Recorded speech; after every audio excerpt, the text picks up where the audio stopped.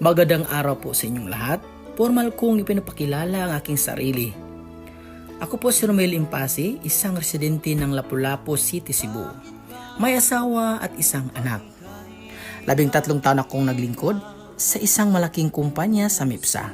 Ngunit dahil sa pagtigil ng operasyon nito, napagpasyahan kong ipagpatuloy ang aking pag-aaral sa kolehiyo upang matupad ang aking minimiting pagtatapos.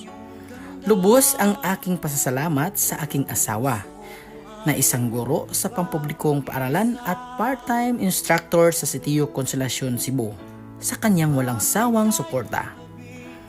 Ang pagkawala ng trabaho ay nagtulak sa akin na humanap ng alternatibong pinagkukunan ng kita. Sinubukan ko ang pagiging Maxim driver at Shopee delivery rider. Ngunit hindi ito naging tugma sa aking pag-aaral. Sa huli, napili kong magtinda ng prutas at tempura malapit sa paaralan ng aking asawa.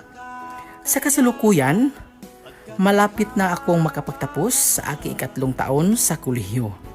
At mayroon na akong matibay na pag-asa na makapagtapos at makakuha ng lisensya upang maging isang guro. Pagkatapos nito, aktibo akong maghanap ng trabaho upang makatulong sa aming pamilya. Plano kong ibahagi ang aking mga karanasan at natutunan sa aking mga magiging estudyante bilang inspirasyon. Ang aking patagalang layunin ay ang magpatuloy sa aking pag-aaral upang makamit ang aking minimithing maging isang doktor ng edukasyon.